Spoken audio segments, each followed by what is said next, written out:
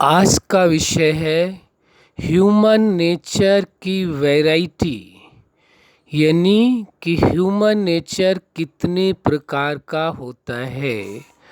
मानव का जो स्वभाव है वो कितनी तरह का होता है। तो बड़े आश्चर्य की बात है और बड़ी ही अनोखी बात है कि जब हमने इस विषय में चिंतन किया, विचार किया, अनुभव किया तो ये पाया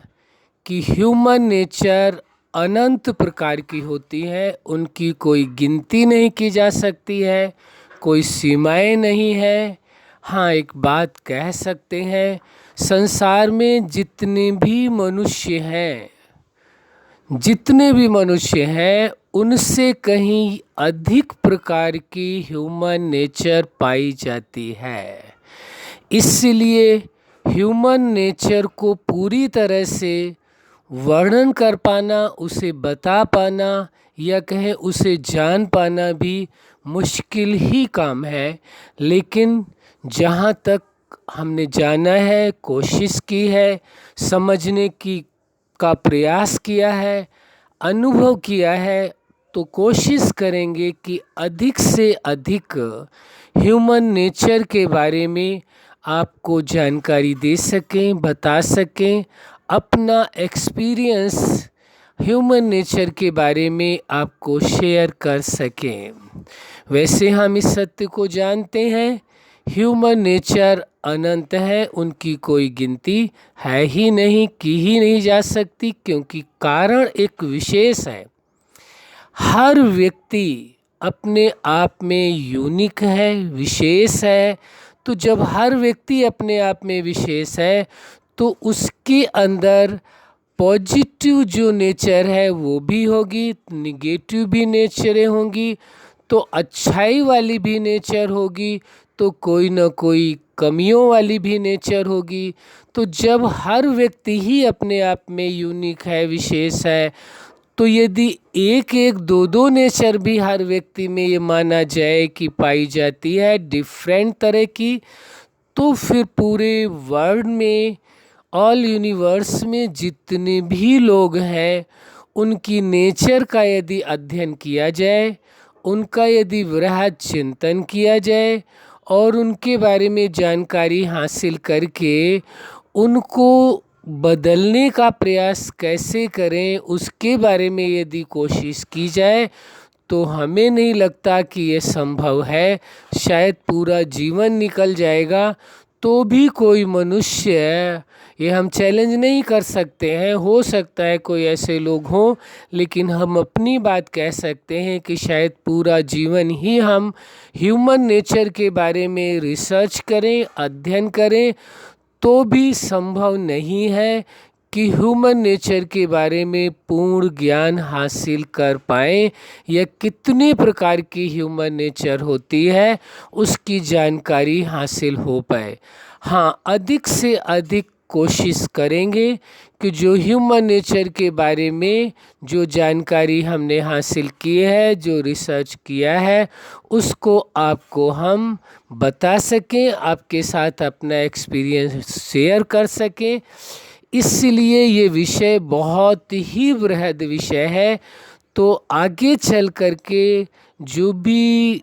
अन्य जो अध्याय आएंगे जिनके विषय में हम चर्चा करेंगे, वो ह्यूमन नेचर कितने प्रकार का तो आपको बता दिया, कोई लिमिट नहीं है, लेकिन जितना अधिक से अधिक ह्यूमन नेचर के बारे में हम जान करके बता सकेंगे, अवश्य प्रयास करेंगे। कॉमन ह्यूमन नेचर जो कॉमन लोगों में पाया जाता है, वैसे नेचर में भी दो विशेष प्रकार की नेचरें हमने देखा है कि एक वह नेचर होती है जो बाह्य रूप में लोगों को दिखाई देती है। ये आप भी अच्छी तरह से जानते हैं, सभी लोग अच्छी तरह से अपने आप को समझते हैं, जानते हैं। एक वह नेचर है जो सभी को दिखाई दे जाती है, जिसे बाह्य नेचर आप कह देंगे, और एक ऐसी नेचर भी सबके अंदर नेचर पाई जाती है जिसे इनर नेचर आप कह देंगे, अंदर पाई जाने वाली नेचर है, उसको केवल आप ही जान सकते हैं। हर व्यक्ति की अपनी अलग अलग नेचर होती है। उस नेचर को केवल वह ही व्यक्ति जान सकता है, दूसरा कोई भी जान नहीं सकता। भले कोई लोग दावा ये कर सकते हैं कि हम सभी के अंदर की नेचर को जान सकते हैं, जहाँ तक हमने समझा है, जाना है, अनुभव किया है, यह पॉसिबल नहीं है, क्योंकि हर व्यक्ति की अपनी अंदर अलग नेचर होती है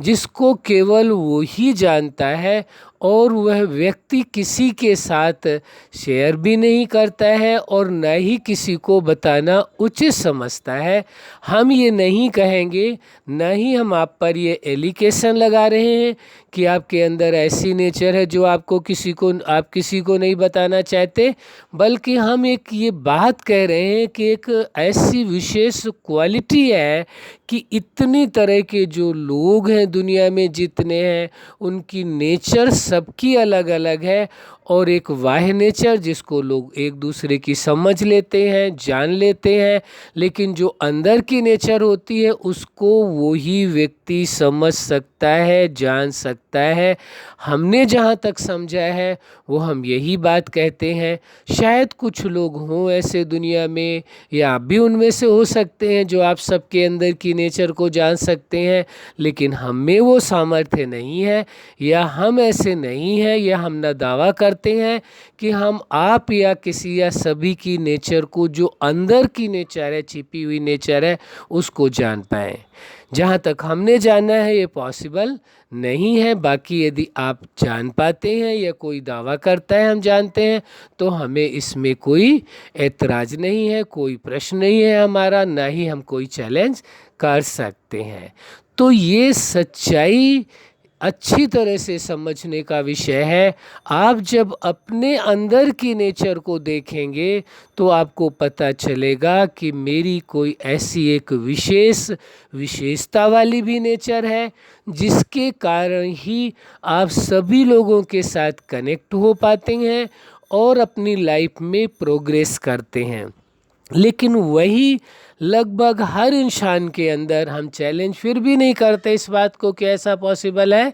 लेकिन जहाँ तक हम समझते हैं कि हर इंसान के अंदर एक ऐसी नेचर होती है, कोई कमी वाली, जिसके कारण वो जो प्रोग्रेस करना चाहते हैं, जो लाइफ में अचीवमेंट करना चाहते हैं, उनकी लाइफ में वो एक बाधा के रूप में, एक बैरियर के रूप में खड़ी हो जाती है, जिसके कारण वह अपने उस नेचर के कारण ही जो प्रोग्रेस करना चाहते हैं वो नहीं कर पाते हैं। लेकिन एक जो अच्छी नेचर अवश्य पाई जाती है,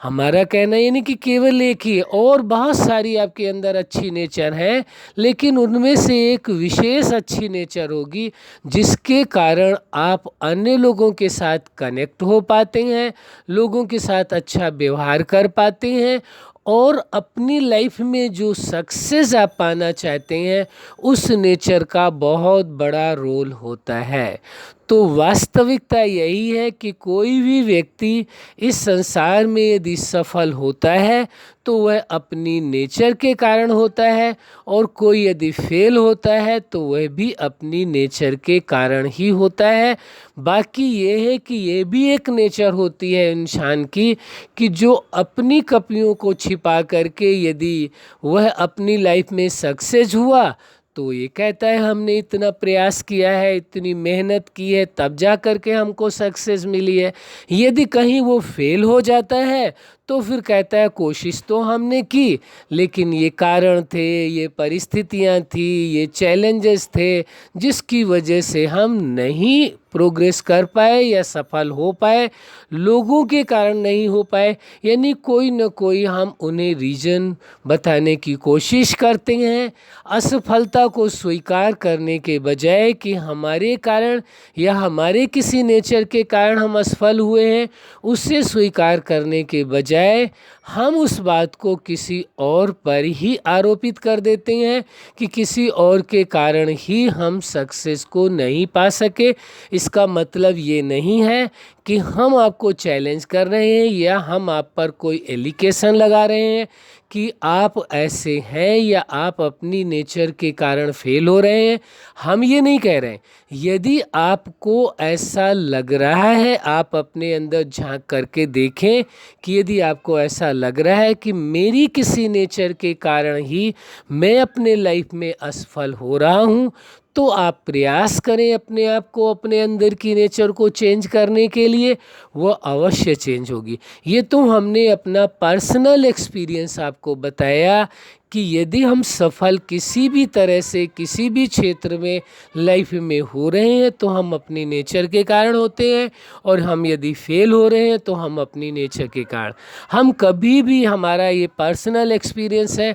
हम कभी भी किसी पर एलिगेशन नहीं लगाते कि किसी के कारण हम फेल हुए, बल्कि हम ये समझने की कोशिश करते हैं अपने आप को कि हमारी किसी नेचर के कारण तो नहीं हम फेल हो रहे हैं, और यदि हमारी प्रोग्रेस हो रही है या हम सक्सेस हो रहे हैं तो वो भी हम अपनी नेचर के कारण। तो जो नेचर अच्छी वाली है, जिससे सक्सेस मिल रही है, उस नेचर को आगे और बढ़ाना चाहिए और अपने आप को एप्रिसिएट करना चाहिए, उस नेचर को एप्रिसिएट करना चाहिए। लेकिन जो नेचर ऐसी कोई है जिसके कारण से आप यहाँ कोई फेल हो रहा है, तो उस नेचर को एवॉइड करना चाहिए। उस नेचर से कनेक्ट होने के बजाय अपनी अच्छी नेचर से कनेक्ट होकर के सक्सेस को पाना चाहिए।